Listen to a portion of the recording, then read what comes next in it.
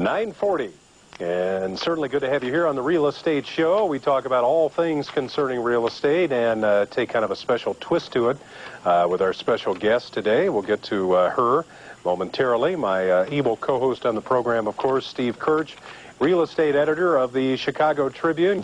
Steve, good to have you here. Good morning. Good to be here. A little drizzly this morning. Yeah, kind of messy weather.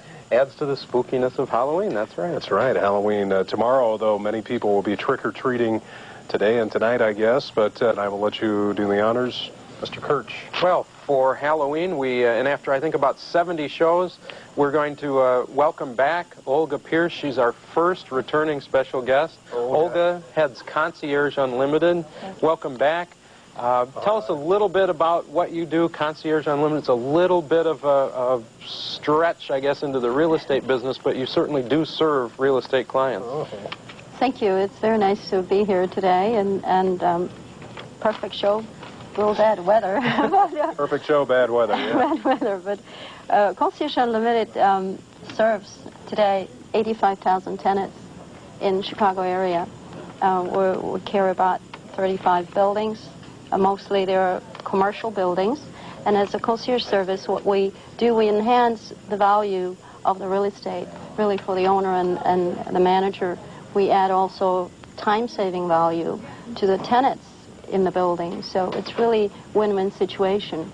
So we've been very fortunate and very happy and busy, very busy right now. How did you come to start the business? Well, it happened in 1982 with the idea of hotel, because hotel industry is my background, and as you know, the concierges always were known as being the function people in the hotel. Done, right? And a lot of people would say, well, what does concierge do in the corporate building? Why would I need a concierge? The concierge in the corporate building actually has to be very proactive. It's a very similar system and services which are being offered because people today are very busy, and they don't have the luxury of maybe having individual secretaries. They share the secretaries. The executives are, they all downsize the support system. So the concierge really works as a support system to the executive and even to the assistants. And so the very big difference with us is that our people don't check out. They stay. So they check in. They check in and they don't check out. Wasn't there a song? So it's a very nice relationship because you have the opportunity to really establish relationship, get to know the tenants well, expect what they probably need, you recognize their shortage of time and really adapt to their schedule. And in the 80s, when you were starting your business, we were building a lot of top quality, high class, upper echelon office buildings. The developers may have had a lot more money. The marketing agents at that time, they might have been spending some to do some of these services, or the big property management firms might have been doing that. Today, it's a little bit different world with the owners of office buildings. They probably aren't in the mode to shell out so much money, but they have a lot of demand for things from those tenants, don't they? They do, and I really like to say that by now we have, again, we've been fortunate where tenants are actually seeking buildings where there is a concierge service. It's becoming more regular, amenity rather than unusual amenity. In the 80s, as you mentioned, it was part of a big marketing stretch for the real estate market, and it was unusual to have a concierge. Today, it's, who's the better company, who's, do you have a concierge? What is it that they can cover? Do they cover just Chicago? Can they cover national requests or international requests? And it's really picked up. Does the concept stretch too into luxury residential buildings? Absolutely, absolutely. It really is a part of regular offerings, I would say, and definitely luxury residences, A buildings, B buildings, so buildings which have not maybe received the A rating because of being historical buildings or being B buildings by structure, but would compete with the service offered. And so those actually are very good clients. And what are some of the top requests that you get out of the tenants that use your service? A lot of it, our company, for example, we're doing right now we're doing more and more because we're running till the end of the end of the year, and we've been very busy with booking restaurant reservations. One of the situations where people don't have time, have to take a client out somewhere. They'd like to go to places which do not take reservation. They expect the concierge to perform. We realize our concierges do make now 3,000 reservations a month. Hotel. You kind of do the things that people don't want to do, don't you? That's or true. if they try to do it and are not successful, you are able, because of your ability and background, to maybe get some things done that the regular normal person that doesn't do it on a day-to-day basis can't get done, right? Right. You know, somebody who occupies the penthouse suite in one of these very expensive office buildings, they've got clients coming into town, they want something now. They want it now. They call the building owner and they're shelling out whatever, $35 a square foot. That's the time when I get on the conference call. I can see that. There's a phone call, there's a big owner, and I'm being told, we're on the conference call right now. I'm calling my private concierge. And Sounds pretty good. I like that. It happens. I like that.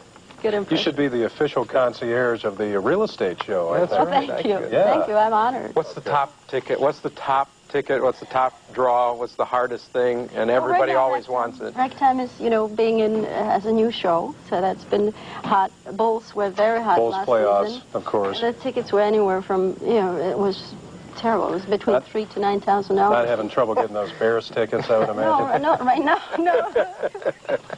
All right. Right now, thank you. You have some special excitement for Halloween, right? Well, we had a great Halloween party this year. It was our 8th Hollywood Halloween for Concierge Unlimited, and we had about 380 people who were showing up.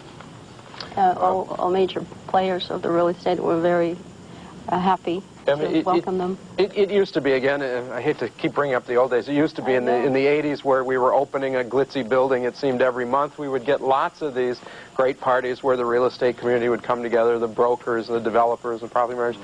Now we're kind of down to Olga's Halloween party, and I think the entire industry looks forward to it each year. This year, it was a Hollywood theme, right? Mm-hmm. You bring some of your Hollywood Halloween things to share? Hollywood Halloween. Got the Oscar right here.